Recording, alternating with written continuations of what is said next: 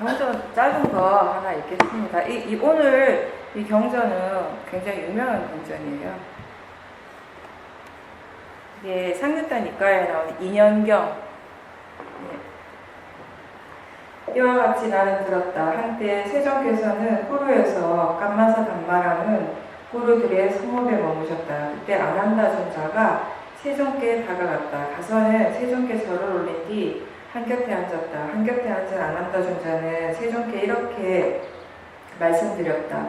경이롭습니다. 세존이시여. 놀랍습니다. 세존이시여. 세존이시여. 이 연기는 참으로 심오합니다. 그리고 참으로 심오하게 드러납니다. 그러나 이제 제게는 분명하고 또 분명한 것으로 드러납니다.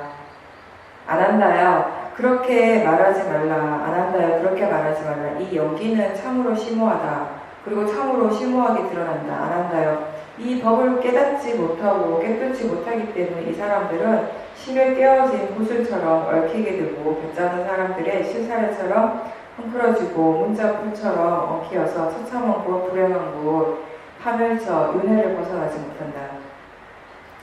이 아난다 존자께서 연기가 심오한데 이제 당신에게 분명하게 드러났다고 연기에 대해서 깊이 이해했다라고 말씀드린 역사님께서 아니라고, 그렇게 말하지 말라고 하지. 이 연기는 정말 심오하고 심오한 법이라고 이렇게 이 연기를 이해하지 못하기 때문에 사람들이 그 두카에서 그리고 이 윤회에서 벗어나지 못한다라고 말씀하시는 겁니다. 아난다여, 취착하기 마련인 법들에서 달콤함을 보면서 머무는 자에게 가래는 증가한다. 가래를 조건으로 취착이, 취착을 조건으로 존재가, 존재를 조건으로 태어남이, 태어남을 조건으로 늙음, 죽음과 근심, 탄식, 육체적 고통, 정신적 고통, 절망이 발생한다. 이와 같이 전체 괴로움의 무더기가 발생한다. 사람들은 그 괴로움의 원인이 되는 것에서 괴로움을 보지 못하고 즐거움을 보죠. 달콤함을 본다는 것이죠. 거기에 이게 좋은 것이라고 생각하고 착각하고 거기에 집착하게 된다. 거기에서부터 이 윤회가 발생을 한다는 것입니다. 그리고 오죽하면 그런 비유가 있어요. 옛날 이야기에 보면 어떤 사람이 섬에 가다가 사장과 맹수를 만나요. 막 도망을 가는 거예요. 막 도망을 가다가 막다른 길에 딱 도달했는데 마치 우물이 있었어요. 그래서 그 우물 밑으로 이렇게 나무 줄기라고 하나? 그게 있어가지고 그걸 타고 이제 내려가려고 그걸 딱 잡았어요. 잡고 이제 우물 밑으로 내려가려고 보니까 밑에 독사가 우글우글한 거예요. 그럼 어떡하지 하고 딱 위에를 쳐다보니까 쥐가 이 나무 줄기를 막 갉아먹고 있어요. 진퇴양난이잖아요. 그러니까 그게 이제 하나하나 비유하는 것이 있어요. 이제 뱀은 생명을, 수명을 비유하고 뭐 이런 것들이 다 있는데, 그런데 그 징태양난에 그 맹수는 또 계속 으르렁으르렁하고 기다리고 있고, 그 와중에 그 나무에 난 꽃에서 꿀이 한 방울 똑똑똑 떨어지는 거예요. 그 꿀이 혀에 닿는 순간, 맛있다 하는 거예요. 사람의 마음. 우리가 그런 모든 괴로움의 원인이 되는 그런 것들을 둘러싸여 있으면서 진짜 그 괴로움을 알지 못하고 그게 정말 행복한 것처럼 즐거운 것처럼 착각한다는 거죠. 아난다요, 예를 들면 큰 나무가 있는데 그 뿌리들이 아래로도 뻗어있고 옆으로도 뻗어있고 그 모든 뿌리들이 위로 영양분을 빨아올린다는 사. 아난다요, 이렇게 하면 이러한 영양분과 이러한 자양분을 가진 큰 나무는 오랜 세월을 살아있을 것이다. 그와 같이 취착하기 마련인 법들에서 달콤함을 보면서 머무는 자에게 가래는 증가한다. 가래를 조건으로 취착을 조건으로 존재가, 존재를 조건으로 태어남을 조건으로 늙음과 죽음, 그리고 근심, 탄식, 육체적 고통, 정신적 고통, 절망이 발생한다. 이와 같이 전체 괴로움의 무더기가 발생한다. 아난다여, 취착하기 마련인 법들에서 위험을 보면서 머무는 자에게 가래는 소멸한다. 가래가 소멸하면 취착이 소멸하고, 취착이 소멸하면 존재가 소멸하고, 존재가 소멸하면 태어남이 소멸하고, 태어남이 소멸하면 늙음과 죽음, 그리고 근심, 탄식, 육체적 고통, 정신적 고통, 절망이 소멸한다. 이와 같이 전체 괴로움의 무더기가 소멸한다. 아난다여, 예를 들면 큰 나무가 있는데 어떤 사람이 괭이와 바구니를 가지고 와서 그 나무의 뿌리를 자른다 하자. 뿌리를 자른 뒤에는 땅을 파고 땅을 판 뒤에는 뿌리와 그 안에 있는 잔뿌리까지 모두 뽑아낸다고 하자. 그런 후에 다시 그 나무를 토막토막 자르고 토막토막 자른 뒤에 쪼개고 또 쪼개요. 다시 산산조각을 내요. 바람이나 햇빛에 말리고 바람이나 햇빛에 말린 뒤에는 불에 태우고 불에 태운 뒤에는 재로 만들고 재로 만든 뒤에는 강한 바람에 날려보내거나 물살이 센 강에 흩어버린다 하자. 안 한다요. 이렇게 하면 그 큰 나무는 뿌리가 잘린 것이 되고 줄기만 남은 야자수처럼 되고 존재하지 않게 되고 미래에 다시는 일어나지 않게끔 될 것이다. 이와 같이 치척하기 마련인 법들에서 위험을 보면서 머무는 자에게 가래는 소멸한다. 가래가 소멸하면 치착이 소멸하고 치착이 소멸하면 존재가 소멸하고 존재가 소멸하면 태어남이 소멸하고 태어남이 소멸하면 늙음과 죽음, 근심, 탄식, 육체적, 정신적 고통, 절망이 소멸한다. 이와 같이 전체 무더기가 소멸한다. 여기까지. 아까 본문 내용도 그런 거였는데 우리가 탄심의 대상을 보면서 그게 정말 괴로움의 대상, 국가의 진정한 원인이라는 것을 이해하는 것이 사실 쉽지는 않죠. 근데 그게 괴로움의 대상이라고 스스로에게 막 이렇게 주지시키는 건 아니에요. 그럴 필요는 없어요. 수행을 하는 데 있어서. 우리는 이해되어야 되는 것이 중요한 것이지 그렇게 무조건 생각을 해야 되는 것은 아닌 거죠.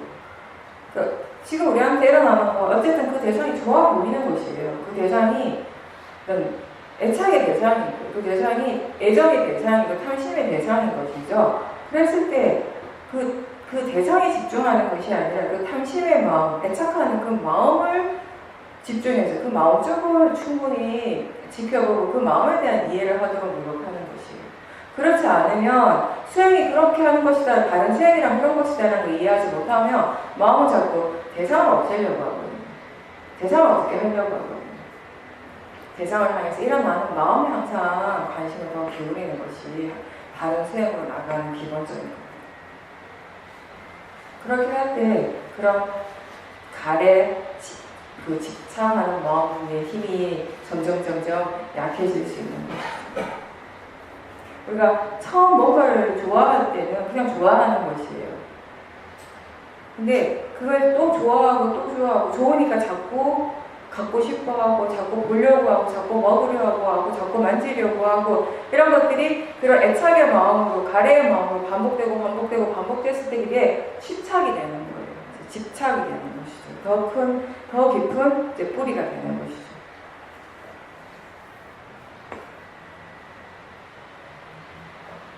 대상에 대해서 무조건 가래를 일으키면 안 돼, 좋아하면 안 돼, 이런 마음가짐이 아니라 좋아하니까 이게 뭔가 잘못됐구나가 아니라 좋아하고 있다는 것을 알도록 하라는 거죠. 알 때, 다만 그렇게 알 때 그 알미, 바른 알미여야 한다는 것이에요. 그게 그냥 마음이라는 것이에요. 내가 그렇게 좋아하는 마음이라는 그 자체로서 알도록 하는 것이 바르게 아는 것이고 그게 그냥 알아지는 대상이라고 아는 것이 바른 알미입니다. 그렇게 알 때 우리가 또 괴로움에서부터 조금 물러나게 되는 거지. 알면 항상 일어납니다. 그건 알면 내 얘기 아니라 자연적 이치로서 일어나요. 바르게 알 때 우리가 괴로움으로부터 조금씩 물러나는 법을 배우게 되는 것이고 바르게 알지 못할 때 그냥 괴로움도 계속 그 두카 속에서 굴러가게 되는 것이죠. 그 수행은 어떤 것이 바른 것인가, 어떻게 알아야 하는가, 어떤 알미 바른 알미인가를 이해하는 것이죠. 우리가 알기는 수행하지 않을 때도 알기는 알죠.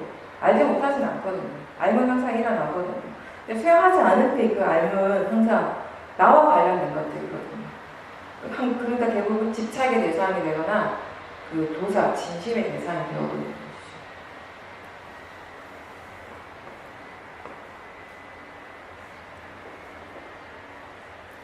어쨌든 지금 나라고 하는 그런 믿음, 나에 대한 어떤 굳건한 마음의 어떤 그런 강한 그런 믿음, 그런 모아 자체를 대상으로 바로 보기보다 그렇게 보이는 것은 쉽지 않지만 어떤 대상을 하면서 일어나는 탐심이나 진심은 이전보다 훨씬 자연스럽게 볼 수 있습니다. 그죠? 그런 것들이 그냥 마음이라는 것에 대한 이해도 훨씬 많이 생겼어요. 그럼 계속 그렇게 이제 수행해 나가시는 거예요. 계속. 그렇게 수행해가는 과정에서 이해가 생겨나는 것이니까. 그러니까 우리가 해야 될 일은 그렇게 수행을 계속 하는 것이에요. 그 수행을 놓치지 않고 수행하는 것을 잊지 않도록 하는 것이에요. 근데 수행이라고 하는 그 의미 안에도 굉장히 다양한 것들이 포함이 되죠. 무슨 말인가 하면 수행을 어떻게 해야 하는가, 바르게 수행을 한다는 것이 어떤 것인가에 대한 이해가 계속 달라진다는 겁니다. 근데 그것도 우리가 아무리 많이 듣는다고 해서 마음이 그걸 바로바로 적용할 수 있는 부분들이 아니거든요. 그죠? 이런 것이 바른 견해고 또 이렇게 바른 견해로도 수행을 해야 된다라고 누구나 다 그렇게 생각하고 알 수 있지만 그게 막상 수행을 할 때 왜 순간순간 그런 수행하는 마음에 적용이 되는 것은 또 다른 일이기 때문에 또 다른 차원이기 때문에 그래서 끊임없이 계속 수행을 하도록 노력을 하는 거죠. 그런 노력 속에서 그런 이해들이 조금씩 달라지고 이해가 달라졌을 때 그 적용하는 마음의 힘도 계속 변화하는 것이니까 그 또한 내가 하는 것이 아니기 때문에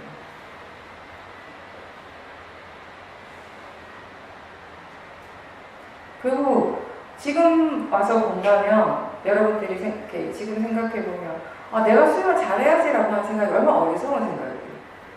내가 잘해야지라고 하는 것이 그죠?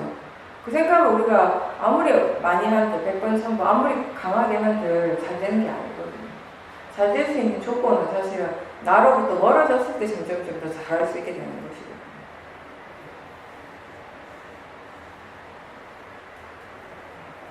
네, 인터뷰하겠습니다.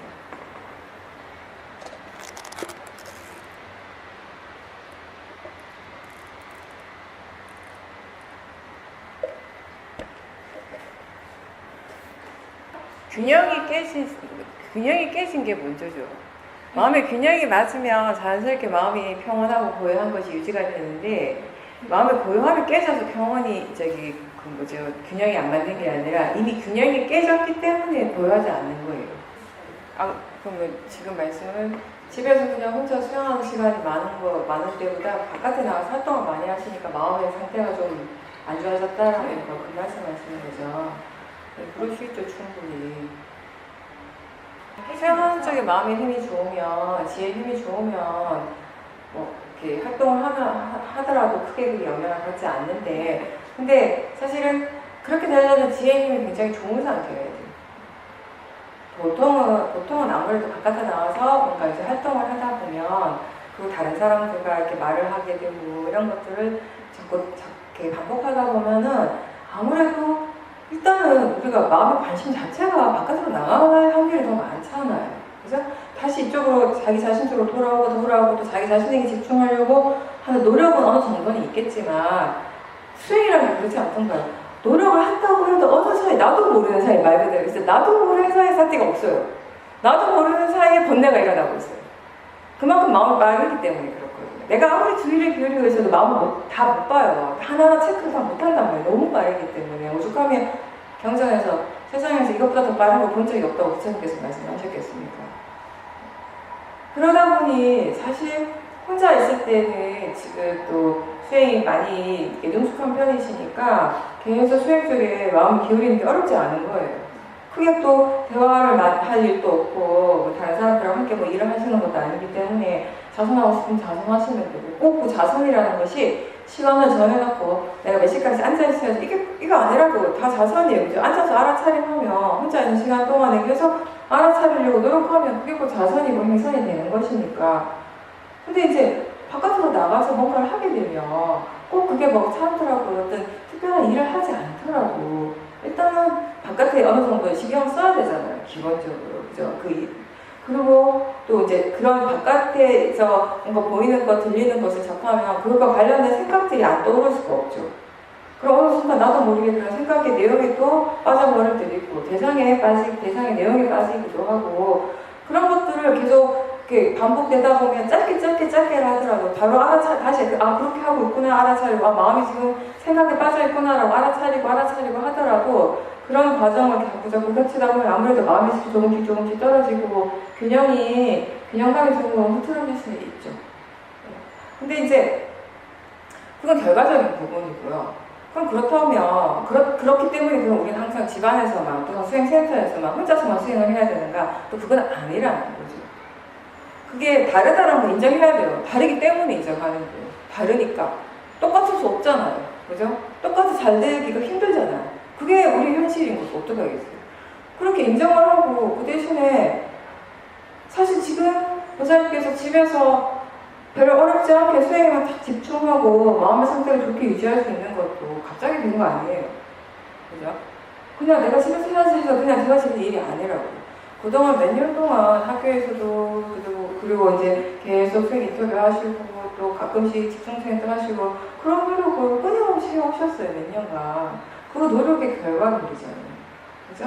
그러니까 이제는 예전하고 많이 달라졌죠. 혼자 있는 시간대는 크게 어렵지 않게 수행에만 집중할 수 있게 되는 것이 내가 어디에 있든지 상관없이 사실. 근데 이제 바깥에서 나가서 다른 사람들과 뭔가 활동을 하고 뭔가 일을 할 때 또 좀 달라지는 것이. 그건 그만큼 다시 얘기하면 그럴 때 그런 다른 사람들과 함께 있을 때 수행하기 위해서는 좀 더 큰 지혜가 필요하다는 말인 거죠. 수행을 할 수 없다라는 것이 아니라. 그래서 우리가 똑같은 상황에 대해서도 어떤 관점에서 어떻게 생각하는가가 굉장히 중요하거든요. 수행을 할 수 없는 게 아니라 더 큰 지혜가 필요한 일인 것이죠. 다시 얘기하면 수행의 노력이 더 많이 필요한 상황이라는 것이. 그걸 알면 되는 거죠. 그러니까 그런 상황들을 너무 이렇게 피할 필요도 없고요. 무조건 단절할 필요도 없고. 그러니까 현실 삶과 단절시키는 것은 아니거든요. 위passana 수행을 하는 것. 그 대신에 그런 거 있어요. 그렇다고 해서 뭐든지 다 수행만 하면 돼라고 해서 막 자기 스스로 생활 자체가 방만해질 필요는 그렇게 할 건 또 전혀 아니라는 것이에요. 아까도 얘기했지만 인간관계는 최소한 인간관계 해야 될 인간관계 유지하되 그렇다고 불필요한 관계들, 나의 어떤 즐거움을 위해서 그걸 만족시키기 위해서, 탐심을 만족시키기 위한 그런 관계들을 꼭 다 유지할 필요는 없는 것이에요. 결국 그런 것들은 번뇌를 일으키는 그런 원인이 되기 쉬우니까. 그러니까 수행자들한테 가장 필요한 것 중에 하나가 어느 정도 주변 정기도 필요해요, 사실. 그죠? 너무 이렇게 모든 걸 다 받아들이고 모든 관계를 다 그냥 두루두루 섭렵을 하고 사실 그렇게 하고 싶어하는 그 마음도 어느 정도 탐심이 있는 것이거든요. 그러니까 특히 처음 수행을 할 때는 더군다나 더 조금 그런 부분들을 스스로 좀 이렇게 좀 이렇게 주의를 기울이는 게 필요하죠. 그죠? 그런데 그 다음에는 이제 지금처럼 수행을 어느 정도 할 줄 알게 되었을 때는 내가 해야 될 일을 하되 거기에서 수행하는 것들을 계속 연습을 하신다고 생각하시는 거예요. 그러니까 지금 보살님께서 하신 것처럼 왜 잘 안 됐지라고 스스로 한번 이렇게 생각해보고 너무 생각으로서 우리가 문제를 해결할 수는 없지만 그래도 기본적인 어느 정도 생각으로서 정리를 좀 했을 때 다음에 그 일을 다시 하게 됐을 때 마음이 어떤 부분에 더 주의를 기울이고 어떤 부분들에 더 관심을 기울여야 할 것인가를 알 수 있게 되니까 사실 일상에서 수행하는 것이 가장 중요한데 또 그만큼 일상에서 수행하는 것이 쉽지는 않습니다. 많이 노력이 필요합니다. 잠깐 조금만 흐트러져도 금방 번뇌가 일어나는 것이에요. 그건요 꼭 일상에서뿐만 아니라 여러분들이 단말숲이나 미얀마 무슬림 센터 가서도 마찬가지예요. 거기서 그 법당에서 열심히 자선하고 행성할 때도요 마음이 조금 흐트러지면 바로 번뇌 일어납니다. 아시잖아요. 다 체험해보셨잖아요. 그만큼 번뇌는 언제든지 일어날 수 있는 이렇게 조건이 갖춰져 있어요. 항상 그 가능성이 열려 있습니다. 네, 그 일상에서 그런 마음의 에너지들을 자주 알아차림하셔요. 그게 번뇌의 에너지일 때도 있고 또 좋은 선법의 마음의 에너지일 때도 있고요. 그런 마음의 에너지를 바로바로 알아차림했을 때 우리가 또 그 번뇌에 쉽게 덜 끌려가게 되는 거죠. 지금은 부자님께서 마음을 예전보다 훨씬 더 분명하게 볼 수 있는 힘이 생겼어요. 그러니까 한 번에 하나의 마음이 아니라 여러 가지 마음들이 각각의 마음이 각각의 지혜를 하고 있다는 걸 이제 분명하게 아시는 거예요. 그게 내가 아니라 마음이라는 것을 알고 보는 거예요. 그렇게 봤을 때 사람의 마음도 있는가 하면 또 불성법의 마음도 함께 일어나고 있어요. 그죠? 그걸 지켜보는 마음이 또 일어나고 있는 것이죠. 그죠? 그랬을 때 그 선법의 마음이 일을 하고 불선법의 마음이 일을 하는 거, 그걸 우리가 자연적 이치라고 얘기를 하는 것이, 내가 하는 것이 아니잖아요. 각각의 마음이 그것의 조건에 따라서 일어나고 있고 그 작용을 하는 것이거든요. 그렇게 했을 때 어떤 것이 더 에너지가 강한가에 따라서 결과가 달라지는 것이에요. 그래서 아무리 우리가 지켜보고 있다 하더라도 지켜보는 마음에 힘이 있다면, 그 지혜에 힘이 있다면 선법의 마음을 따라가겠지만, 그렇지 않을 때는 불선법의 마음을 따라가게 되는 것이고, 선법은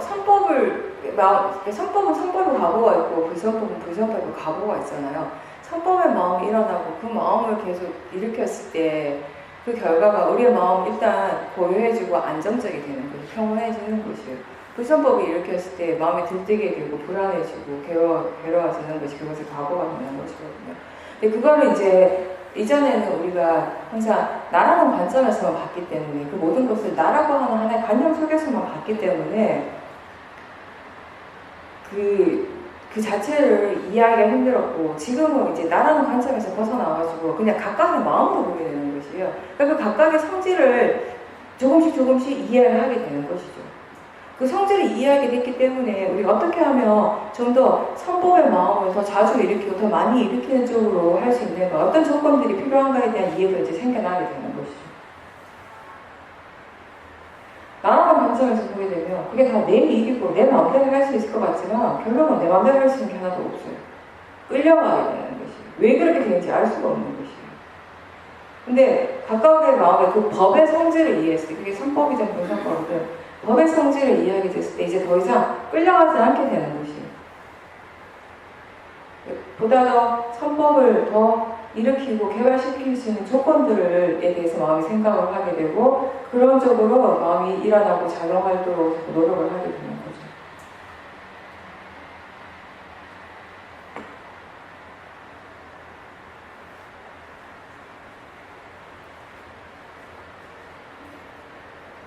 네, 탐심은 특히 그런 막 잡아당기는 게 좀 강하죠. 아까 어떨 때 이런 느낌 안 들어요? 막 자석에 갖다 붙는 느낌. 큰 자석이 하나 있는 것 같아요. 네, 판은 뭔가 자꾸 태워오려고 해요. 또 태우고자 하고 밀어내려고 하고, 그 탐심과 진심이 항상 또 들뜸이 같이 있고, 그 진심은 뭔가 자꾸 파괴하려고 하죠. 탐심은 뭔가 자꾸 더 유지하고 싶어 하는 게 강하잖아요. 계속 그렇게 되고 싶어 하고 그 상태를 유지하고 싶은 마음이 강하다면, 진심은 반대로 그걸 빨리 없애고 싶고 막 파괴하고 싶고 어떻게 막 이렇게 헤쳐버리고 싶은 그런 마음이 강한 그런 성질이에요. 그때는 당길 때는 밀어낼 거에 대해서 전혀 생각 안 해요. 그게 또 건대의 특징 중에 하나가 나중에는 생각 안 한다라는 거예요. 지혜는 전체적으로 보는 눈이 있잖아요. 뭔가 이렇게 전체적으로 조망을 하는 느낌. 그래서 지금 당장뿐만 아니라 그 이전에 어떠했고, 또 이걸 이렇게 했을 때 그 결과가 어떠할 것이다 하는 걸 생각까지 다 해요.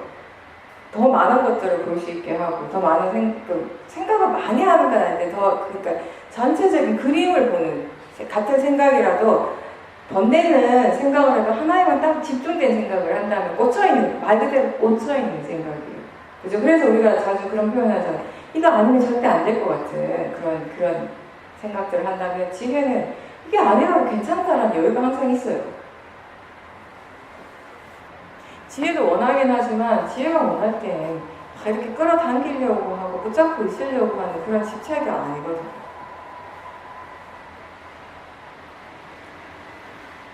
지혜가 원할 때는 어떻게 하면 그렇게 될 수 있는가에 대해서 보다 더 이성적인 생각을 하게 되죠. 마음이 더 차분해지죠. 왜 이제 번뇌로서 뭔가를 원하면 원할수록 마음이 좀 조급해지지 않습니까? 그죠? 좀 이렇게 가빠지죠. 숨이 막 가쁜 것처럼 점점 마음이 막 이렇게 쪼아와요. 쪼여요, 진짜 말 그대로. 막 조여져. 탐심이 엄청 강하고 진심이 강할 때는 가슴이 막 조여요. 근데 번뇌는 그런 건 아니에요. 그렇지가 않은 거죠. 예, 지혜는 그냥 이렇게 뭔가 이렇게 조급한 마음이 없어요. 원하지만 조급하지 않아요. 그게 좋다라는 걸 알고 그렇게 되기를 원하는 마음이 있지만 항상 좀 더 이렇게 다른 차원의 생각을 하죠. 그러면 어떻게 하면 그렇게 될 수 있을까에 대한 생각을 보다 폭넓게 하게 되는 거죠. 지혜의 힘이 좋으면 좋을수록 그 폭이 더 넓어지는 거예요. 더 많은 것들에 대해 생각하고 더 많은 것들을 고려하게 되는 것이고. 그렇기 때문에 점점 실수를 덜 하면서 그것이 그렇게 되어야 되는 방향으로 가게 되는 것이죠. 번뇌는 항상 하고 난 다음에 그게 잘못됐구나, 실수였구나 알죠. 근데 재밌는 거 하는 그 순간에는 꼭 그게 맞다고 생각해요. 죽어도 그게 맞아요. 옆에서 아무리 아니라고 해서 절대 맞다고 생각을 하는 거죠. 그게 바로 모화죠. 어리석은 거죠.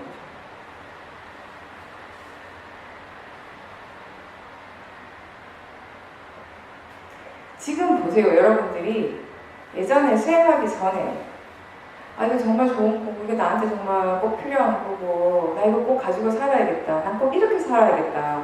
라고 했던 것들 지금 한번 돌이켜보십시오. 지금도 여전히 그런 믿음이 있는가? 아니면 있다면 여전히 그만큼 강한가? 아니면 약해졌는가? 뭐 어떤 것에 대해서 예전에 너무 싫고 절대 지금은 용납될 수 없고 이래서는 절대 안 되고 그렇게 생각했던 것들이 지금도 과연 그렇게 생각이 되는가? 아니면 받아들여지는가? 분명히 어떤 차이가 있을 것이고 그 차이는 다름이 아니라 지혜에서 오는 차이예요. 지혜가 다르게 생각을 할 수 있게 만드는 거죠. 힘든 건 육체적으로 힘든 건 당연히 있을 수 있죠. 그죠?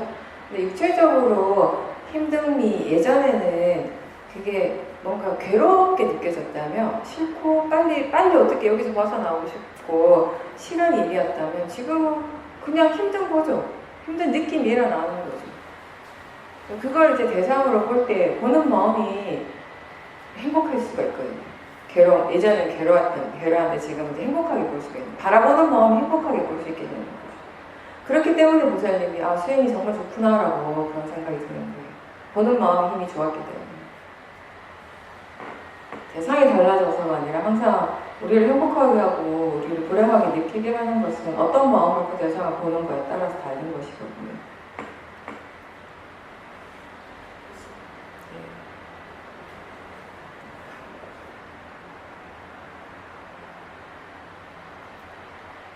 그 보살님이 말씀하시는 자유로움이 내가 생각하는 어떤 이상적인 나와 실제 일어나는 그 내가 일치하면서 오는 자유로움이라면 깨달음이에요. 점점 좀 자유로워지는 쪽으로 가고는 있죠. 왜냐하면 보살님이 스스로가 만족할 만큼은 아니라 할지라도 제가 보고 제가 느낄 때에는 그런 지금 보살님이 달라진 점은 그 순간순간 일어난 마음들을 대상으로 보고 있다는 것이에요. 사실은 그렇게 보는 마음은 이미 자유로워졌어요. 근데 보살님이 그것보다 더 큰 어떤 아주 이상적인 자유로움을 꿈꾸고 있기 때문에 지금의 그 자유를 못 느끼는 것이라고 생각해요. 이미 보살님이 어느 정도 자유로워지셨거든요. 보살님이 그런 마음들을 나하고 동일시하고 전혀 알아차림하지 못하고 그냥 알아차림하지 못한 채로 나는 왜 이런 사람이야, 난 이것밖에 안 되라고 괴로워하는 것과 괴롭긴 하지만 내가 또 이것밖에 안 되는구나 라고 하는 괴로움은 여전히 있지만 그 마음을 대상으로 볼 수 있을 때하고의 차이는 분명히 있다고요. 그리고 그렇게 분명하게 볼 수 있기 때문에 보살님이 처음에 생각했던 그런 자유로움을 향해서 조금씩 나아가게 되는 것이에요. 그런 자유가 한꺼번에 뭔가 다 획득되는 것이 아니거든요. 개발되어지는 것이에요. 지혜가 그런 자유 있고 보살님 말씀하신 자유 있고 완벽한 어떤 게 지혜거든요. 근데 그런 지혜가 조금씩 개발되어가는 과정에 있는 것이거든요.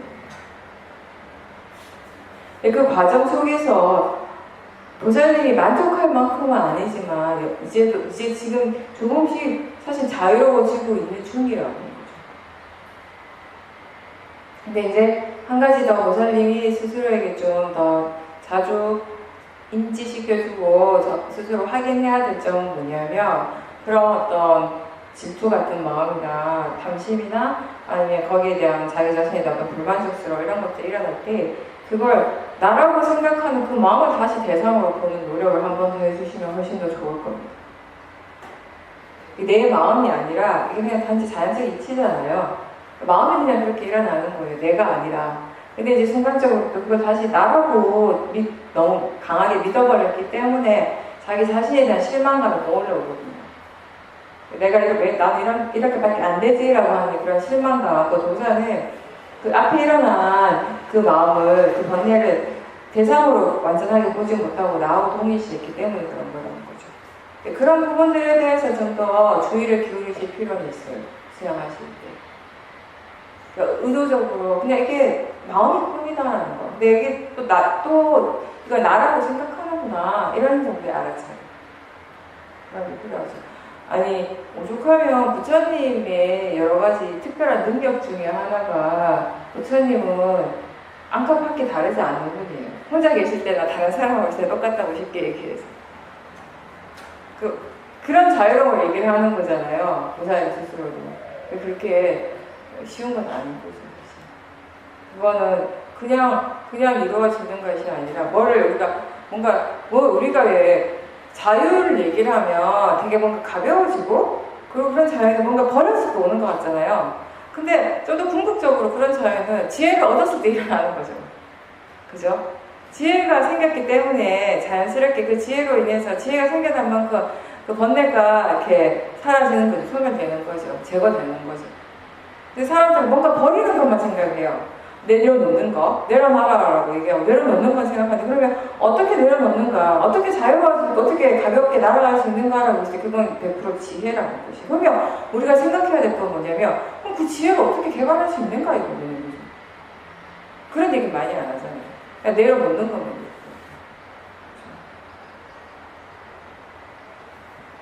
어떻게 하면 지혜를 계속 개발할 수 있을까? 어떻게 하면 계속 바르게 수행하면서 번뇌를 더 대상으로 지켜보고 번뇌의 힘이 조금씩 더 약해질 수 있는가에 대해서 항상 관심을 가지고 거기에 대해서 우리가 생각을 할 수 있어야 되는 거죠. 그게 자유로워질 수 있는 유일한 방법이라는 겁니다. 우리가 결국은 궁극적으로 본다면 법의 측면에서 나라는 생각이 작해질 만큼 자유로워져요. 가벼워져요. 내가 많으면 우리는 행복할 것 같지만 사실은 내가 강하면 강할수록 힘들어지고 무거워집니다. 나의 무게가 엄청나요. 사실은. 그 나라고 하는 그 무게를 점점 가볍게 덜어가는 과정인 거죠. 근데 그거는 반드시 지혜가 하는 거라는 거죠. 우리가 나라고 생각하는 그거, 나라고 믿는 그것이 과연 무엇인가를 이해하는 지혜가 있을 때 나로부터 물러나게 되는 것이에요. 나의 어떤 그런 무게로부터 우리가 가벼워지게 되는 것이죠.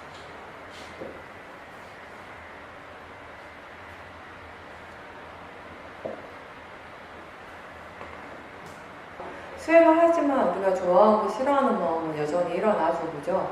근데 그게 일어나면 안 되고, 그게 일어나서 수행이 잘못되고, 내가 수행을 잘 못하는구나, 이런 게 아니라, 그게 일어나고 있다는 걸 있는 그대로 알라는 거죠. 그게 수행이라는 거, 수행의 전부라는 것이에요.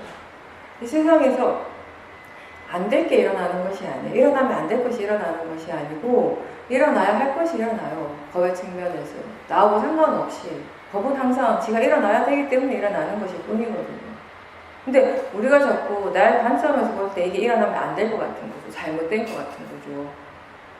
그런 우리 마음이 잘못된 거지 법이 잘못된 것이 아니라 그런 마음을 알아야 되는 거죠.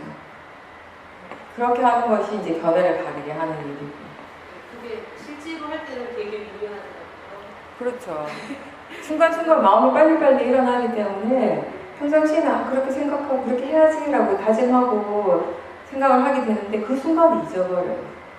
그러니까 그게 왜냐하면 지혜가 부족하기 때문에. 지혜가 거기 있다면, 충분히 있다면 지혜가 알아서 하겠죠. 그런 생각을 하고 그런 적용들을 하겠죠. 바른 견해들을. 그것 또한 이제 내가 하는 일이 아니기 때문에. 근데 그렇게 해서 실패를 했지만 보살님이 수행을 하고자 노력을 하면서 실패하는 것은 좀 차원이 다른 결과가 있어요. 왜 실패했는지 생각해보게 되고 그때 실패했기 때문에 마음이 다음에 비슷한 기회가 왔을 때 더 조심을 하게 되고 그런 기억도 오르게 해요. 근데 아무 생각 없이 그냥 일어나는 데만 내버려 두는 것과는 전혀 다르다는 거죠. 그래서 수행이 결과적으로 잘 안 됐다 하더라도 결과적으로 뭐 번뇌가 많이 일어나서 수행을 잘 안 된 거라고 생각할 수 있을지 몰라도 그런 상태에서도 사띠가 있었다면 알아차리고 있었다면 잘한 것이에요. 사실 이렇게 지혜와 함께 있는 사띠였다. 사띠가 분명해도 그게 지혜가 함께 없을 수가 있어요.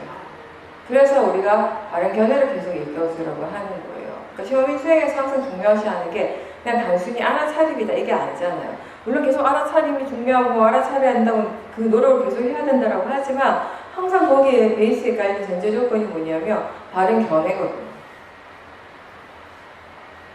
때때로 그러니까 마음의 상태는 항상 달라진다 그러잖아요. 그죠?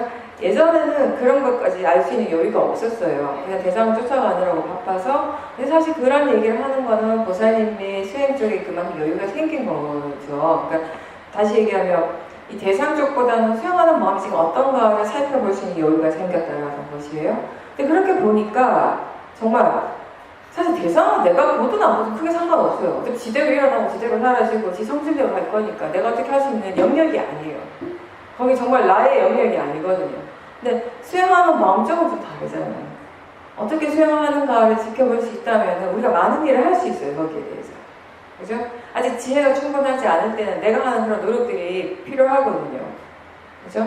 그래서 바른 견해를 일깨워주고 나라고 생각하고 나라고 믿는 그런 부분들을 다시 한번 알아차림 해주려고 노력하고 이러한 부분들이 다 이 수행하는 마음속에 기울일 수 있는 노력이 되는 것입니다. 그죠?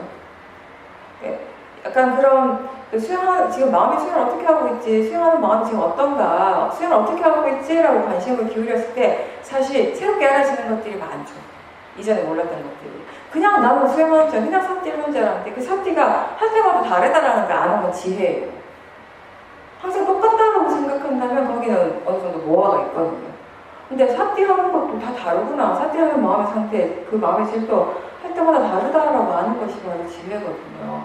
그러면 그 다음에는 그게 충분히 알아지면 마음이 자연스럽게 왜 다른가에 대해서도 생각하게 되고 궁금하게 되는 것이에요. 그럼 다를 때 어떻게 하는 것이 더 수행이 이익이 되는가, 더 좋은 쪽, 더 바른 쪽으로 나아가게 되는가로도 마음이 관심을 가지고 보게 되고 그쪽에 대해서 생각을 기울이게 되고 그런 식으로 수행의 방향성이 바른 곳으로 향해서 점점 가게 되는 것이 자연스럽게. 그래서 항상 대상에 집중하지 말고 수행하는 마음을 다시 대상으로 볼 수 있도록 노력하라고 하는 것입니다.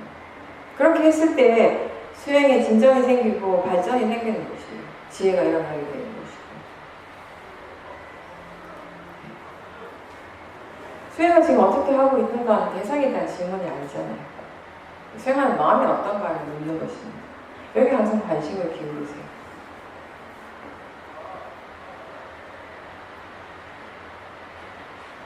알을 수정하라는 말, 예. 우리가 그런 비슷한 말을 말하면서 이해가 계속 달라진다라고 하는 거죠. 거기서 말하는 알미란 이해를 말씀하시는 거니까, 그죠?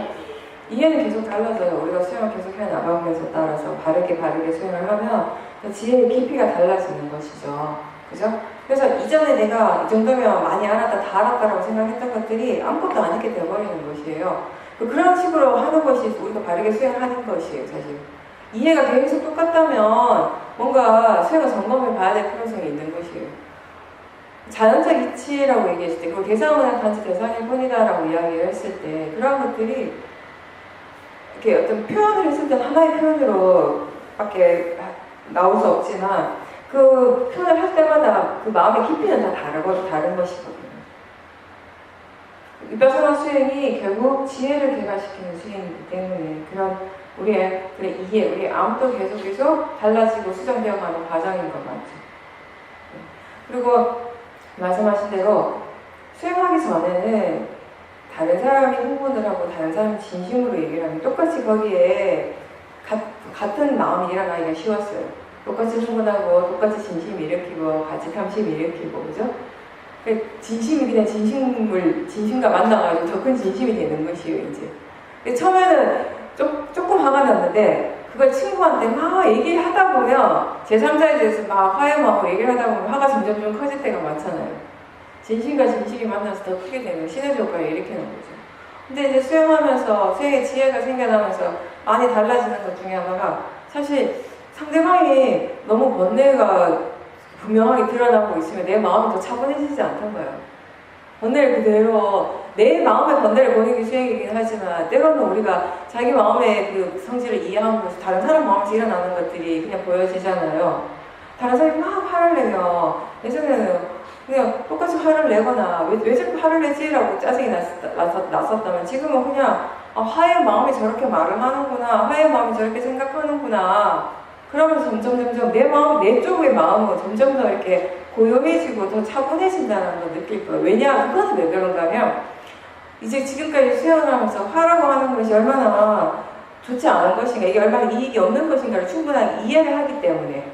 그리고 내가 여기서 조심하지 않으면은 마음이 좀 주의를 기울이지 않으면 그 화의 영향을 받을 수 있다는 걸 이미 알고 있기 때문에, 그러니까 내가 어떤 노력을 하는 것 같지는 않은데 마음이 지가 그만큼 일을 다 하고 있어요. 그런 일들, 그런 생각을 하고 그런 지혜들이 계속 작동하고 작용을 하고 있기 때문에 점점 상대의 화를 보면서 내 마음이 점점 더 가라앉는, 더 쿨해지는 느낌을 갖게 되는 것입니다. 그게 지혜인 거죠, 사실. 네, 같이 흥분하고 그 사람이 어떻게 그럴 수가 있냐고 그랬을 수 있는데 그게 같이 흥분하는 건 아무런 이익이 없으니까. 그러니까 우리가 사회생활하고 사람들을 이제 만나고 인간관계 속에서 이제 문제가 생기고 할 때 그 해결하는 게 힘든 가장 근본적인 이유 중에 하나는 사실은 뭘까요? 그거 아닌가요? 이 일의 방향이, 이 문제 해결을 내가 원하는 쪽으로 가야 된다는 것이에요. 대부분의 사람들은 문제 해결을 그 선에서 바라보고 있거든요. 거기서부터 시작을 하거든요. 해결하는 방향 자체를. 근데 이제 우리가 수행하면서 달라지는 점이 뭐냐면은 결국 어떻게 하면 내 마음이 이 나쁜 쪽으로 불선법적으로 치우치지 않을 수 있을까? 어떻게 하면 좀 더 선법의 방향으로, 발음의 방향으로 가고 그게 유지될 수 있는가를 우리는 생각을 해요. 항상. 그죠? 맥락은 다 달라요. 문제가 일어났을 때 어떤 상황들은 다 다르고 상대가 다 달라지고 있지만 그 해결에 대한 근본적인 우리 생각의 방향성은 지금 어떻습니까? 같지 않나요? 어떤 일정한 방향성을 가지고 있지 않나요? 예전에 그런 방향성이 없었어요. 그때그때 상황에 따라서 그때그때 사람에 대한 내 마음의 감정에 따라 달라졌었다면 지금은 분명한 방향이 있어요. 여러분. 그래서 크게 흔들리지 않을 수 있게 되는 것이에요. 설사 그 결과가 뭐 어떤 남들이 볼 때 뭐 시원한 어떤 요즘 말대로 뭐 사이다 같은 결말이 아니라 하더라도 상관없다라는 것이에요. 우리 마음이라고 하는 것은 단순한 듯하면서도 복잡한 것이에요. 마음의 질을 바꾼다라는 것은 지혜가 있을 때는 아무것도 아닌 것처럼 쉽게 되지만 또 의외로 이게 쉽지 않은 것도 하고요. 어떤 관계에서 일어난 문제를 바꾼다라고 하는 게 해결한다라고 하는 거는 사실은 법의 측면에서 본다면 궁극적으로는 내 마음의 번뇌를 보고 내 마음의 번뇌를 해결하는 것이거든요. 그게 사람들이 생각하는 것처럼 어느 한 선에서 그냥 깨끗하게 딱 해결되고 정리되고 그렇게 될 때도 있지만 사실 아닐 때도 많거든요. 그렇죠? 우리 번뇌를 대상으로 보는 것이 쉽지 않잖아요. 그 번뇌를 대상으로 봄으로 해서 거기서부터 완전하게 벗어나고 번뇌를 완전하게 해결했다라고 느끼는 것이 그렇게 흔하지 않잖아요. 그럼 마찬가지로 이런 문제에 있어도. 그죠? 근데 우리가 그런 탐심이 있어. 뭔가 깔끔하게 해결하고 싶어 해요. 이 문제에 있어서 이렇게 딱 정리하고 싶어 해요. 그런 정리가 내가 원하는 쪽으로 가고 싶어 해요. 그죠? 내가 좀 더, 그리고 다른 사람 눈이 좋은 사람이고 싶고, 그런 방향으로 보여지고 싶기를 원하고 여러 가지 원하는 게 상당히 많거든요. 어떤 문제 해결함에 있어서 내 관점에서 원하는 것이 그렇게 많고 상대도 마찬가지겠죠. 둘 다 그런 마음을 가지고 해결하려고 하니까 쉽지 않은 것이죠. 근데 이제 해결 방향성 자체가 그런 것이 아니라 지금 내 마음의 상태가 어떤가? 이런 불성법에 이런 마음들이 왜 일어나는가? 지금 이런 상대를 향해서 일어나는 생각이 바른 생각인가? 지금 견해가 어떤가? 마음가짐이 바른가? 이런 것들을 먼저 살펴보게 되는 것이에요. 바른 마음, 성법의 마음이 일어나고 이런 바른 마음가짐을 유지할 수 있도록 노력하는 것이 이 문제의 해결이라고 그렇게 이제는 마음의 방향이 바뀐 거죠. 그럼 그 방향에 따라서 우리는 그냥 가면 되는 것이에요. 그것에 대해서 스스로 좀 더 거기에 대한 믿음, 그러니까 지혜로서는 그런 믿음의 힘이 더 강하면 강할수록 그 과정에서 부딪히는 어떤 다른 사람들의 그런 말이라든가 그런 부분들에 있어서 스스로가 덜 상처를 받아요. 본인의 지혜가 좀 더 굳건할 때. 근데 아직 그런 지혜가 강하지 않을 때는 사실 그 과정에서 상처를 받죠. 그죠? 아직까지 우리는 그런 탐심이 있거든요. 남한테 좋은 사람으로 인정받고 싶고 훌륭한 사람처럼 보이고 나는 뭐든 잘하는 사람을 보고 싶지. 저 사람 왜 저렇게 해? 저 사람 뭐 좀 잘 못하는 것 같다. 우리하고 좀 다른 것 같다. 이런 말 듣고 싶어 하지 않거든요. 아직 마음은 여전히. 그죠? 그러니까 어떻게 보면 좀 아이러니하고 이원론적이에요. 나에게 가장 이익이 되는 건 바른 마음을 일으키고 이 수행이다라고 하는 믿는 마음도 있지만 그래서 그 방향으로 가고 싶어 하지만 그와 동시에 그렇게 가는 과정에서 일어나는 또 작은 문제들로 인해서 상처를 받기도 해요. 그 인간관계 속에서 일어나는 다른 사람이 나를 어떻게 평가하는가에 대해서 그건 어쩔 수 없는 것이에요. 근데 감수하고 하는 것이에요. 다 완벽할 수는 없죠. 다 내가 원하는 대로 되지는 않죠. 근데 그런 것들을 감수해가는 과정, 그런 것들을 스스로 어떻게 소화시킨다 그럴까? 어떤 식으로 스스로가 그거를 이렇게 해결해 가는가 또한 수행의 이제 과정이 되는 것이고. 그러니까 크게 한 틀이 있어요. 큰 어떤 방향성이 있죠. 우리가 어떤 방향으로 나가야 되는 그 방향성은 이제 분명히 아닙니다. 그렇게 가려고 마음이 이미 이제 방향이 큰 건 맞아요. 큰 건 맞는데 그 길 안에서도요. 또 일로 가야 되나 저로 가야 되나 수많은 갈래가 있는 거예요. 그때 우리 고민을 하게 돼요. 또 때로는 상처를 받아요. 다른 사람들의 말에, 행동에. 근데 그거는 어쩔 수 없이 우리가 받아야 되는 과정인 것이죠. 그만큼 그것 또한 자연적 이치인 거죠. 원인 결과인 거죠. 그냥 큰 길을 쭉 갈 수 있는 힘이 아직 없어요. 그만큼의 연료도 없고 이 자동차로 비유한다면 아직 그만큼 좋은 차가 아니에요. 쭉 나갈 수 있는. 자꾸 중간에 고장이 나서 선다라는 것이에요. 그럼 처음에 어떻게 다시 고쳐서 가야 될 거 아니에요. 섰다고 해서 그냥 거기서 멈춰서도 안 되고. 그죠? 그렇게 계속 나가다가 보면은 이제 나중에 자동차가 바뀌려나? 그러니까 제가 지금 하고 싶은 말은 뭐냐면 수행자들이 세상을 살아가면서 수행을 하는 과정에서 우리는 이 욕계의 세상에서 우리가 가지고 있는 한계가 이미 있잖아요. 그죠? 이미 우리는 번뇌의 어떤 그런 마음이 강한 그런 존재들이에요. 그래서 그 선법의 마음을 계속 키워가는 바른 방향, 큰 방향을 스스로 이제 잡고 있지만 그 방향 안에서도 그 길을 가는 데 있어 수많은 부딪힘들이 있다는 것이에요. 그 부딪힘 하나하나에 우리가 좀 힘들어하고 상처를 받을 수밖에 없지만 그렇지만 그것 또한 우리를 좀 더 이렇게 강하게 해주는 또 과정이라는 것이에요. 그 큰 길에서 본다는 거. 어쩔 수 없고 당연히 그거를 우리가 인정하고 받아들여야 되는 부분이라는 것이에요. 수행을 한다고 해서 모든 것이 다 무사하게 다 평탄하게 되는 건 아니기 때문에 그건 수행과 상관없이 각자의 깜마이라는 것이에요.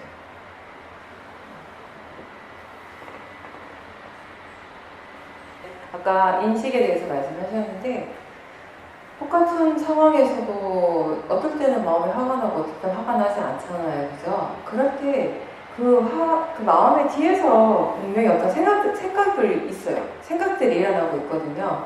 그런 생각이 화가 나게 하기도 하고 화가 나지 않게 하기도 한단 말이에요. 그러니까 그런 지금 마음이 어떻게 생각하고 있는지, 담배 냄새에 대해서 마음이 어떻게 마음가짐이 그러니까 견해가 어떤지 그런 부분들을 좀 더 살펴보십시오. 그게 화하고 직접적인 영향이 있기 때문인 거겠습니다. 세상에 화가 나야 할 일이 따로 있지는 않거든요. 근데 우리가 어떤 마음가짐, 어떤 견해로서 그 대상을 인식하는가에 따라서 변화가 일어나기도 하고 일어나지 않기도 한다는 것이거든요. 그래서 그때 마음이 그 담배 냄새에 대해서 어떻게 반응하고 있고 그리고 반응하는 마음 뒤편에서 마음에 어떤 견해, 어떤 생각이 일어나고 있는지 생각을 보라고 하는 거는 그 기본적인 어떤 견해라든지 마음가짐, 그 생각으로부터 그대로 드러나기 때문입니다. 그런 부분들을 함께 좀 점검을 한번 해보세요.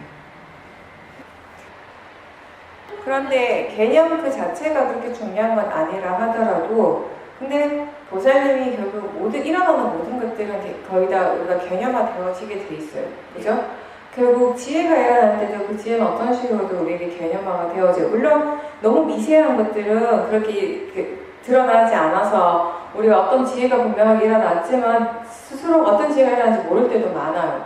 근데 어떤 지혜는 분명하게 알 때가 있죠. 아, 지금 이런 지혜가 일어나고 있구나, 이런 마음이 일어나고 있구나를 알 때는 분명히 뭔가 그거를 개념화시키고 있기 때문에 알 수 있는 것이거든요. 그죠? 그러니까 그 말의 의미 자체, 그러니까 의미를 이해하는 것이 중요하지. 그러니까 보살님이 얘기하시는 그거잖아요. 이미 개념화했을 때는 그 개념화하는 건 그 자체의 마음의 작용이고 그거하고 별개로 마음은 이미 이해를 하고 있다는 것이잖아요. 이미 지혜가 일어났다라는 것이잖아요. 그 진짜 중요한 것은 진짜 우리에게 영향을 미치는 것은 그 지혜의 마음 그 자체인 것이죠. 그죠? 무슨 말인지 이해가 되세요? 근데 그렇다고 해서 그런 것들이 다 우리가 더 이렇게 무상을 얘기를 할 때요. 무상이라고 하는 것이 이게 뭔가 의미가 없다라고 생각하는 것도 좀 다른 것인 거 아시죠? 그죠? 그러니까 일어나는 모든 것들은 그것이 일어날 만한 조건 때문에 일어나는 것일 뿐이에요. 일어나는 모든 것들은 원인, 결과, 자연적 이치로서 일어나는 것이에요. 그죠? 근데 물론 이럴 수는 있죠. 우리가 예전에는 번뇌가 일어나는데도 그냥 내버려 뒀어요. 왜 그런가 하면 어떤 사람이 어떤 말을 하거나 행동을 했을 때 저건 정말 화가 난 일인 거예요. 내가 생각할 때는 내 관념에서는 저건 정말 나쁜 거야. 이건 화가 난 일이야 라고 그럼 화가 나는 것이에요. 그럼 그냥 그때 계속 화를 내는 것이 너무 당연한 거죠. 계속 화를 내게 되죠. 근데 이제 수행을 하면서 화의 성질에 대해서 이해를 하게 된 거예요. 화라는 것이 정말 나한테 해로운 것이구나. 그 상대가 아무리 나쁜 행동이나 나쁜 말을 하더라도 그건 그 사람의 원인 결과인 것이지 나하고 상관없는 것이에요 사실. 근데 그 사람의 행동 때문에 내가 화를 낸다는 그거는 100% 나의 것이 되는 것이에요. 그리고 불성법의 과보는 내가 받는 것이지 그 사람이 받는 것이 그 사람의 행동이 바르지 않았을 때 그 바르지 않음의 과보는 그 사람이 받지만 그거에 대해서 화를 낸 그 과보는 100% 내가 받지 그 사람한테 0.1%도 안 간다라는 것이에요. 그죠? 그런 것들을 이해했을 때 이제 우리 마음이 어떻게 생각하냐면 화를 낼 필요가 없잖아. 화라는 게 아무 의미가 없어. 이거 정말 의미 없다? 뭐 덧없다? 이렇게 생각한다면 그건 지혜인 거죠. 근데 생각은 그렇게 하고 있음을 알아차림하고 수행은 다른 대상들로 수행을 하셔야 돼요. 네, 그래서 그쵸? 그냥 계속 뭐가 다르지라고 생각하는 것이 아니라 마음이 이렇게 생각하는구나 정도의 알아차림을 하시고요. 보이는 거, 들리는 거, 느낌, 몸의 감각 이런 것들을 대상으로 또는 그냥 알아차리는 마음을 대상으로 아는 마음을 대상으로 계속 수행을 하셔야죠. 그때는 아마 아는 마음 쪽을 알아차리는 마음 쪽을 대상으로 하는 게 더 좋을 겁니다. 예전에 수행이 아무래도 보살님이 좀 생각을 많이 하셨나 봐요. 숙고를 많이 하면서 근데 그러다 보니까 어떤 수행적인 체험을 통해서 일어난 통찰지라기보다는 사해 쪽이 더 깊었을 수는 있어요. 근데 지혜라고 하는 것은 생각을 통해서 얻어지는 것이 아니거든요. 정말 수행 그 자체를 통해서 뭔가를 분명하게 이해하는 그 통찰지. 그러니까 경전에서 부처님께서 표현하신 꿰뚫어 안다라고 하는 거. 그건 전부 아는 거예요. 분명하게 아는 것이고, 다 아는 것이고, 완전하게 아는 것이고, 그것에 대해서. 네, 그럼 이제 보살님이 이제 수행하면서 그냥 이 알미라고 하는 것에 대한 개념, 알미라고 하는 것에 대한 이해도 많이 바뀌는 것이죠. 그죠? 예전에는 그냥 단순히 아는 것이 전부였다면은 지금은 그 알의 차원이 다르다라는 거. 아는 마음의 질이 계속 바뀐다라는 거. 그럼 어떻게 아는 것이 가장 바른 것인가? 어떻게 아는 것이 가장 효과적인 수행인가? 하고 있을 때 지혜와 함께 있는 사티가 되는 것이에요. 그렇게 했을 때 우리가 법에 대한 이해가 계속 생겨나는 것이고 그때 그 이해가 바로 우리가 얘기하는 통찰지가 되는 것이에요. 어떤 개념적인 이해가 아니라 내가 이미 아는 것을 다시 정리하는 그런 지혜가 아니라 이거는 그냥 완전히 새롭게 아는 지혜예요. 이 지혜는 일어나는 그 순간에 오로지 그 순간에 분명해지는 지혜예요. 그러니까 어떤 느낌인가 하면 통찰지가 굉장히 강하게 일어나면요. 우리가 어떤 느낌을 받는가 하면은 전혀 한 번도 생각해보지 못한 것 같은 느낌이 들어요. 근데 그걸 생각해 안 해본 거 아니거든요. 우리가 많이 들었어요. 그죠? 정보를 많이 가지고 지혜에 대한 정보도 많이 가지고 있고 사회도 있고 많이 생각을 했는데 분명한 통찰지가 일어나는 순간에 어떤 느낌이 드는가 하면은 한 번도 이걸 생각해 본 적이 없는 것 같은 느낌이 들 때가 있어요. 그냥 그거 왜 그런가 하면 그 이전에 그런 통찰지가 일어나기 전에 우리 그것에 대해서 많이 생각을 해요. 왜냐하면 그 지혜를 얻고 싶어하는 열망이 있기 때문에, 욕망이 있기 때문에. 근데 그렇게 생각했을 때 아는 것과 통찰지로서 이해되어지는 그 지혜로서 아는 것이 완전히 다르기 때문에 그런 느낌이 드는 거예요. 사실. 그런 경험 있죠. 통찰의 지혜가 일어났을 때 내가 예전에 그것에 대해서 많이 듣고 분명히 생각해봤는데 한 번도 생각해보지 않은 것처럼 느껴지잖아요. 예전에 아무리 많이 듣고 아무리 생각해도 차원이 너무 다르기 때문에 지혜의 성질 중에 하나가 도저히 그건 우리가 생각으로서 알 수 있는 것이 아니라는 것이에요. 지혜는 오로지 일어나는 그 순간에만 알 수 있는 것이에요. 그랬을 때 보살님 마음이 예전에 그렇게 생각을 통해서 어떤 개념을 시키고 정리했던 그러면서 지혜라고 생각했던 것들이 더덥다라고 느껴질 수 있겠죠. 알아지는 대로 알고 알 수 있는 만큼 안다라는 정도의 느낌으로 생각하시면 돼요. 지금은 수행의 전체적인 방향성은 바르게 잘 하고 계셔요. 그렇게 지금 본인이 생각하는 것처럼 마음이 그렇게 가는 그런 방향 쪽으로 계속 하시면 됩니다. 꾸준하게.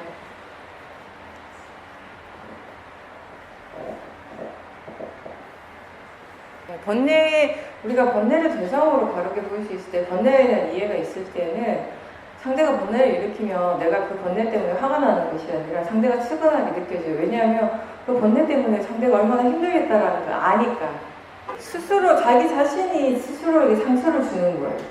근데 이제 모아가 이렇게 생각하죠. 저 사람이 나를 힘들게 하고 나를 상처를 준다라고 사람들은 그렇게 착각을 하는 것이 있지만 사실 화내고 있는 그 순간에 자기 자신이 스스로에게 정말 자기를 괴롭히는 거하고 마찬가지입니다. 자연스럽게 좋은 마음이 일어나죠. 그러니까 지혜가 있을 때, 지혜 힘이 좋을 때 사무량심, 상대에 대한 배려라든지 메따의 마음이 자연스럽게 일어난다고 했어요. 그게 보살님 일부러 막 내가 선생님이니까 자유롭게 이러려고 노력해서 일어나는 마음이 아니잖아요. 그죠? 만약 그렇게 노력을 해서 그런 상태가 되려고 막 스스로 계속 노력을 하면요. 어느 정도까지는 가능한데 그게 어느 선에 이르게 되면 폭발하게 되잖아요. 그러면 그게 어떻게 되냐면 내가 그렇게 노력을 하는데 내가 이렇게까지 노력을 하는데 어떻게 나한테 그럴 수가 있어? 이거 화가 더 많이 나버리는 거예요. 사실은. 내가 한다라고 생각하면. 내가 이렇게 노력한다라고 생각하면. 근데 마음이 하는 거니까 내가 하는 일이 아니니까 그와 마찬가지로 학생들도 마찬가지인 거죠. 걔가 그렇게 하는 것이 아니라 내가 나를 싫어해서 그런 것이 아니라 걔한테 그럼 번뇌가 일어나니까 도사의 마음이 일어나는데 뭔 말인데 뭔 힘든데 못하겠어요. 그죠? 더군다나 그 또래 나이 애들은 어쨌든 자기 통제가 또 성인들보다 더 힘든 상태니까 성인들도 화가 많이 나면 통제가 잘 안 되잖아요. 선생님도 화가 많이 나면 아 이런 걸 하면 안 된다 하면서 말을 할 때가 있잖아요. 이게 너무 거친데 하면서 나도 모르게 할 때가 있고. 근데 그런 통제가 그 애들은 좀 더 힘든 거죠, 사실은. 그런 애들을 넌 절대 이렇게 하면 안 되고 이런 식으로만 해야 되고 저렇게는 하면 안 되고 그런 식으로 통제를 하는 거 서로가 힘든 거예요, 사실은. 지금처럼 목사님이 그 아이들 하나하나에서 일어나는 그 마음을 그냥 마음의 성질로서 그 마음의 대상으로 볼 수 있을 때 보살님 보는 쪽에서 훨씬 더 여유가 생기고 좀 더 자비로운 마음으로 자유로운 마음으로 그 일을 해결하고자 하는 그런 의도가 생겨나기 때문에 사실은 일단 보살님 마음이 예전보다 편안해지는 것이고요. 그죠? 도사의 마음, 상대가 도사에 일으킬 때 내가 도사로서 같이 반응을 하면 사실 내가 힘들고 괴롭거든요. 상대도 힘들고 괴롭지만. 상대는 도사에 일으키지만 내 마음에서는 맺다가 일어나면 사실 나는 편안해요. 그죠? 그리고 결국에 그런 성법의 마음이 상대에게도 충분히 영향을 줄 수 있게 되는 것이고. 내가 선생님이고 얘네들 학생이니까 라고 어떤 관계적인 측면으로만 바라보게 되면은 일단 거기에서부터 어떤 권위의식이 생겨날 수도 있고요. 얘네들은 내 말을 이렇게 절대적으로 들어야 한다라고 하는 그런 믿음들, 이런 것들 때문에 또 아이들에게 좀 더 화가 날 수도 있는 것이고. 근데 이제 그런 부분들이 자연스럽게 이제 약해지는 것이에요. 그래서 내가 이걸 없애려고 해서 없어지는 건 아니잖아요. 우리가 지혜의 특징 중에 하나가 여유가 생긴다고 그랬어요. 어떤 결과에 대해서 유연해진다고 그랬어요. 그죠? 학생이니까 꼭 이렇게 되어야 돼, 이렇게 해야 돼 라고 하는 그런 고정된 생각들이 많이 약해지고 없어지게 되거든요. 그러니까 그 아이 하나하나마다 일어나는 그 결과에 대해서 그냥 받아들일 수 있는 힘이 생기는 거예요. 다 마음의 질이 다 다르잖아요. 그러니까 결과도 다 다르게 일어나는 것이에요. 그죠? 우리가 어떤 거를 바라볼 때, 하나의 대상을 어떤 상황을 바라볼 때, 우리 마음을 이해하는 관점에서 보면, 내 마음도, 이게 어떤 마음의 상태, 어떤 조건에 따라서 바라보는가에 따라서 항상 다르게 판단을 하잖아요. 다른 사람 마음도 마찬가지인 거예요. 그 아이들이, 27명의 아이들이 다 제각각 서로 다른 조건의 마음들인 거예요. 그러니까 나는 그 일을, 지금 이 일을 이렇게 판단하고 이렇게 바라보고 있지만 그 아이는 다르게 볼 수 있는 가능성이 충분히 있는 거죠. 마음의 관점에서 본다면. 어떻게 나하고 똑같이 바라보겠어요. 그죠? 나도 내 마음의 조건이 바뀌면 그냥 달라 보이는 것인데, 그게 마음인 것인데. 그걸 아니까 충분히 여유가 생기고 유연해지고 어떤 다름에 대해서도, 다른 것에 대해서도 인정하고 받아들일 수 있는 자세가 되는 것이에요.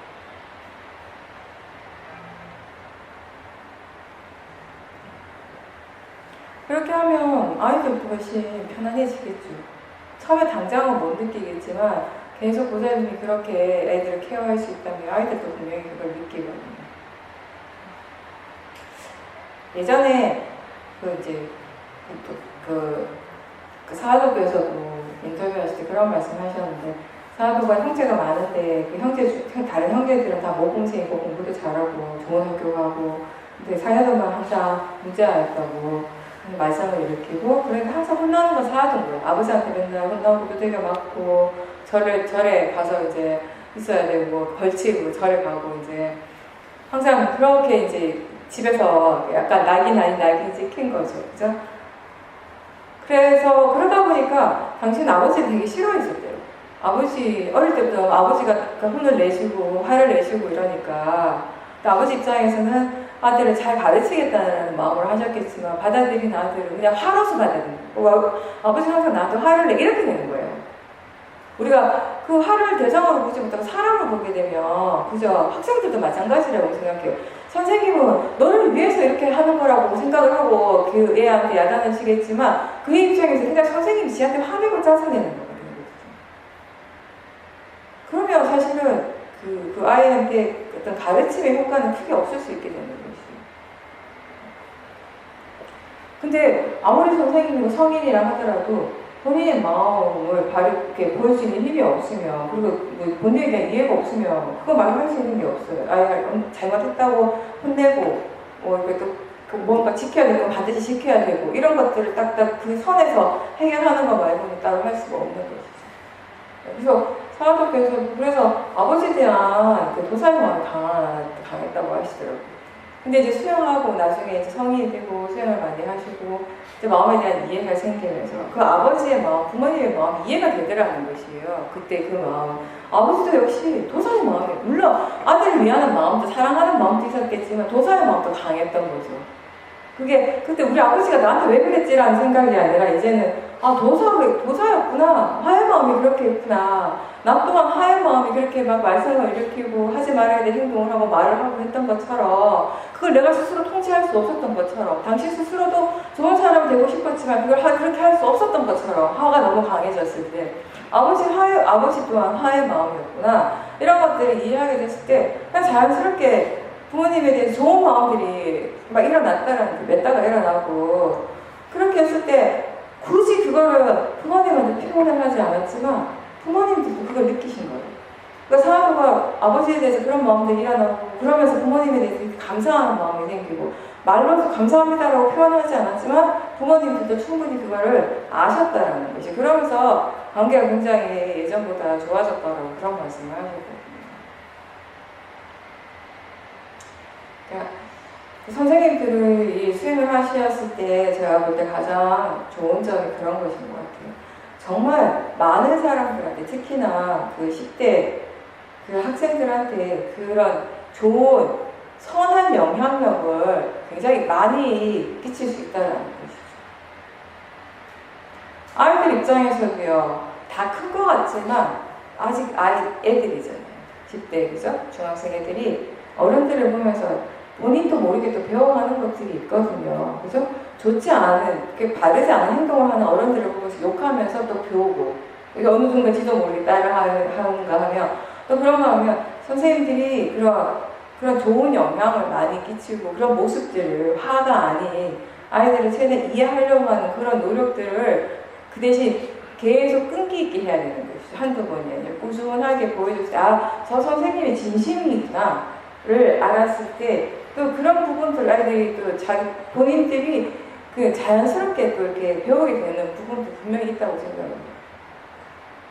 우리가 뭔가 이렇게 학습이라고 하는 것은 책을 통해서도 하지만 다른 사람의 행동을 보고 많이 하게 되잖아요. 어리면 어릴수록 더 모방을 많이 하잖아요. 제가 뭐 아동학 이런 건 모르겠지만 제가 느끼긴 그렇거든요. 10대 아직 중학생들도 여전히 그런 것들이 좋은 학습의 효과가 있다고 생각을 하거든요. 지가 의식을 하지 못하더라도 마음에서 그런 것들이 이게 좋다라고 마음이 느끼면 그걸 따라 하려고 하는 마음의 성질이 있거든요. 분명히 그걸 아시잖아요. 마음이 이게 좋은데 나한테 이게 되는데 라고 그걸 하고 싶어 해요.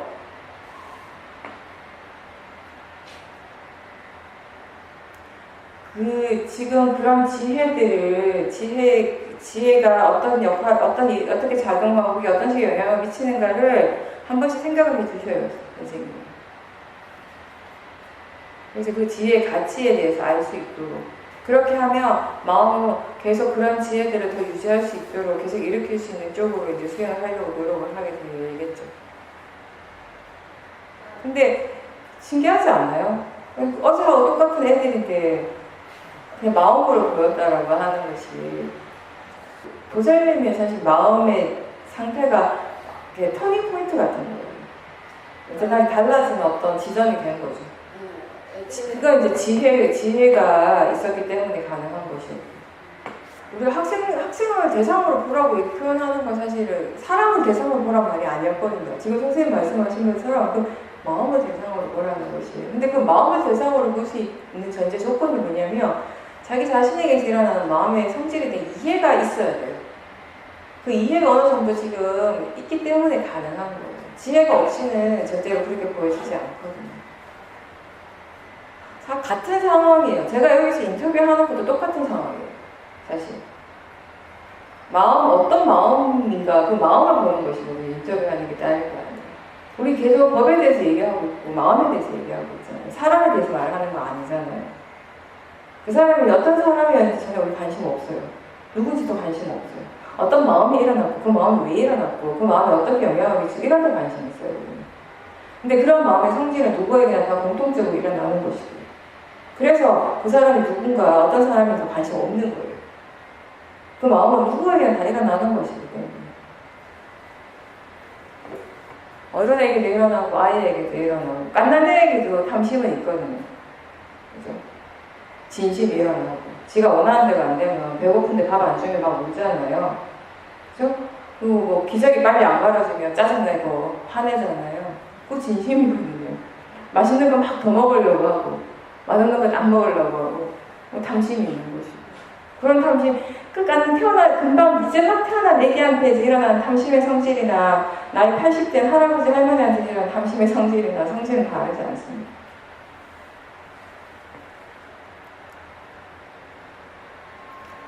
탐심의 그리고 번뇌의 잠재적 성향이 이미 있다라는 걸 깐난 애기들 보면 알 수 있네요. 태어나자마자부터 진심을 막 부리잖아요.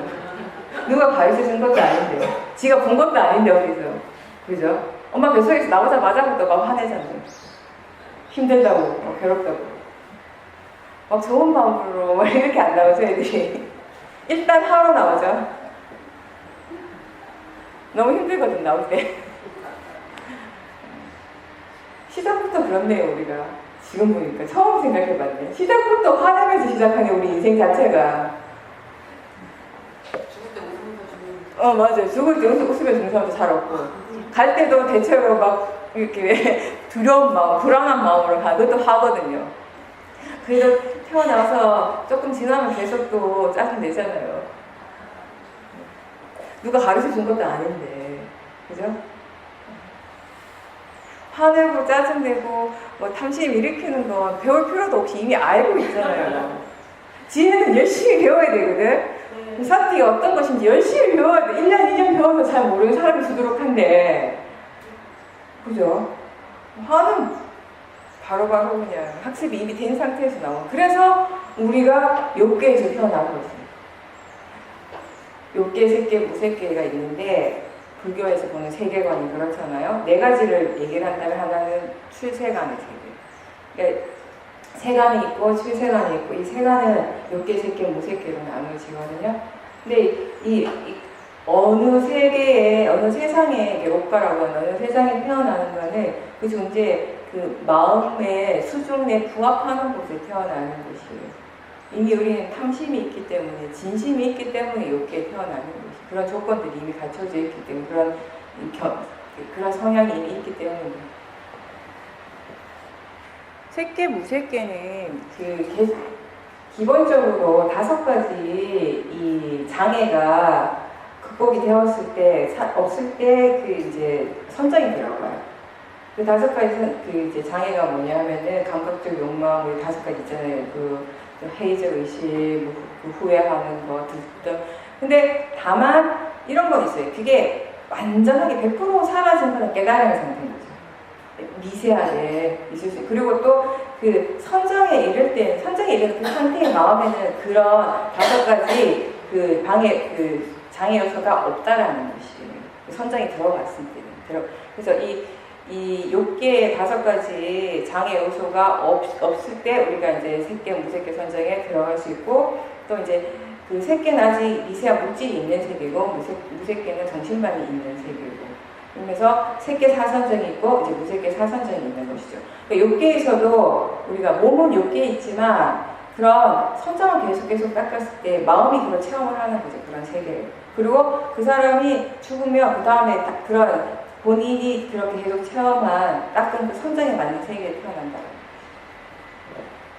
그렇지만 그게 깨달음과는 다른 차원이에요.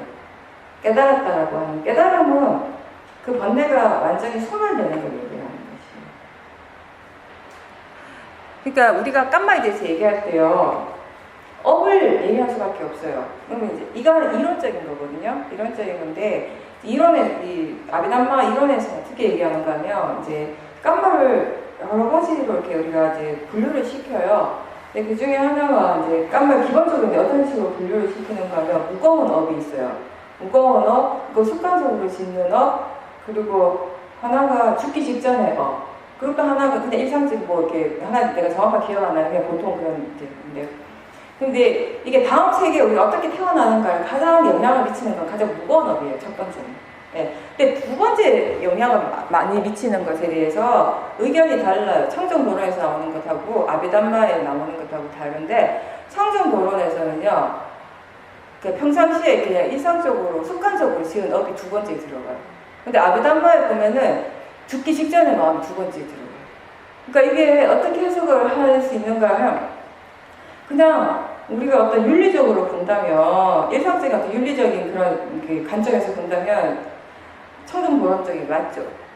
이렇게 습관적으로 지은 업이 평상시에 많이 지은 업대로 나는 게 맞는데 어떤 종교의 측면에서 본다면 이쪽이 아비담마 쪽이 사람들에게 좀 더 어필이 되는 거예요. 특히 왜 하느님도 그렇잖아요. 그러니까 평상시에 잘 못하다가 마지막 순간에 믿습니다 하고 하면 좋은 대화 하는 다네 죄가 사해지노라라고 약간 비슷한 거예요. 그 깜마 해석에 따라서. 그리고 이렇게 선정이라고 하는 거 무거운 업 중에 하나예요. 그러니까 무거운 업이라고 했을 때 선법으로서 그러니까 좋은 쪽으로 무거운 업이 있을 것이고 좋지 않은 쪽으로 무거운 업이 있어요. 좋지 않은 쪽으로 가장 무거운 업이 뭐냐면 오무가도. 아버지를 죽이고 어머니를 죽이고 부처님 몸에 피를 내고 아라한을 죽이고 승가의 사업을 깨뜨리기 5가지죠. 용서가 안 되는 5가지죠. 이게 무거운 업 중에 가장 큰 거예요. 근데 이 좋은 쪽으로 선법의 쪽으로 가장 무거운 업을 얘기한다면 그 중에 하나 선정이 되는 것이에요. 그러니까 그런 선정을 계속 받는 사람들은 다음 생에 그런 이제 그 선정에 맞는 그 새끼나 무새끼에 태어날 확률이 이제 높은 것이죠. 이게 이론은 그렇답니다. 근데 그런 깜마에 대해서 구체적인 것까지 우리가 하나하나까지 지금 알 수 있는 지혜는 없지만 결국 이게 원인 따라 조건 따라 일어난 결과라는 것에 대한 이해는 분명히 이제 생겨나는 거죠.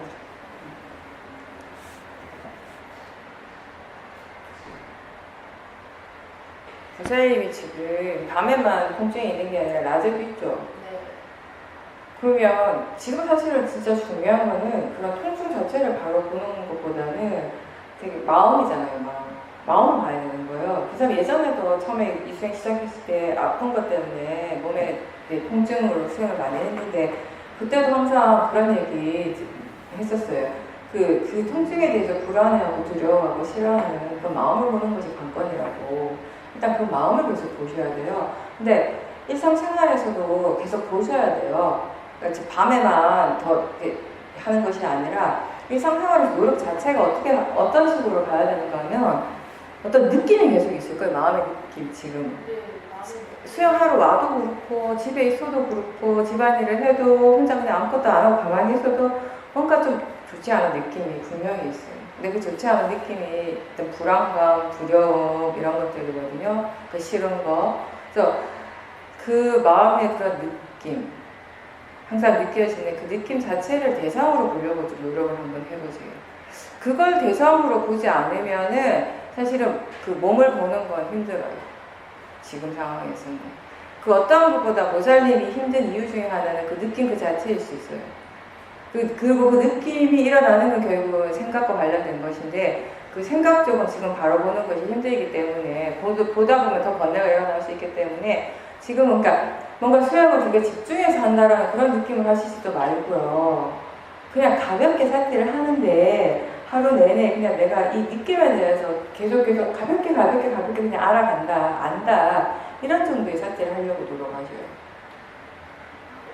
그럴 때 그런 상황이 막 많이 안 좋았을 때 순간적으로 몸에 그 감각, 몸에서 일어나는 것도 안 좋지만 사실 마음은 더 안 좋아지는 거거든요. 그 순간순간에 굉장히 짧은 순간에 지금 마음이 크게 두려워하고 크게 불안해한단 말이에요. 그러니까 그럴수록 더 마음으로 대상을 보셔야 돼요. 그러니까 그 마음을 막 불안한 마음을 받아서 이게 아니라 그런 느낌은 항상 있을 거거든요. 지금 뭔가 그러니까 어떨 때는 강하게 있고 어떨 때는 약하지만 뭔가 좀 이렇게 찝찝하고 뭔가 여기에 뭐가 소화가 안 되고 걸려있는 느낌일 수도 있어요.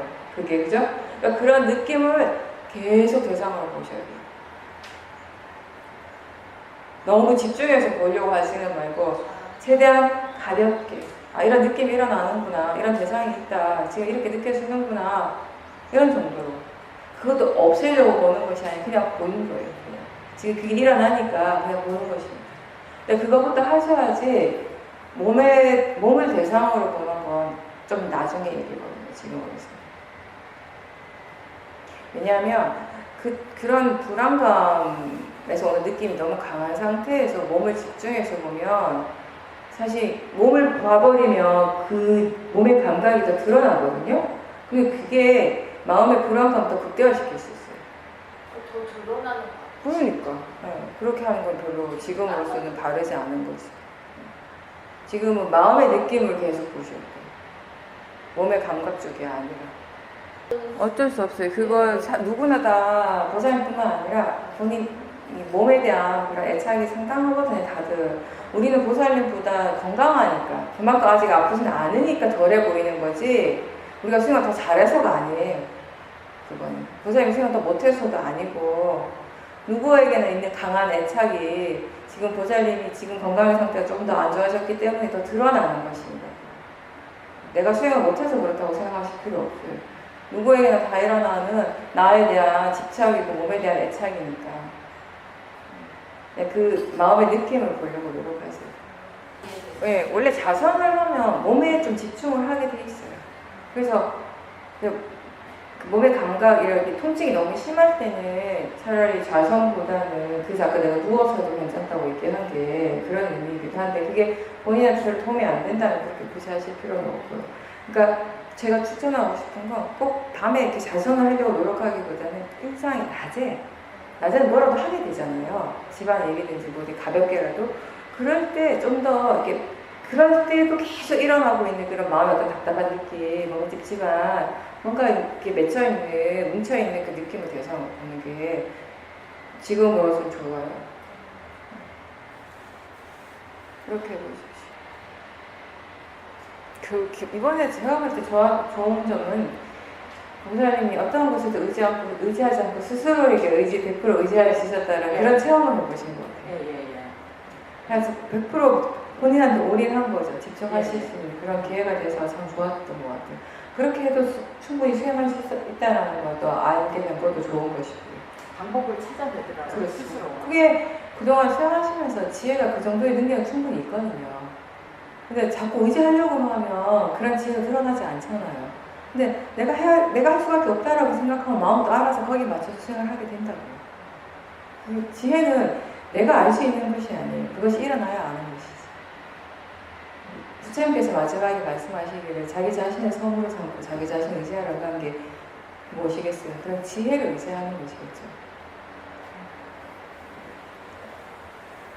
네, 마치겠습니다.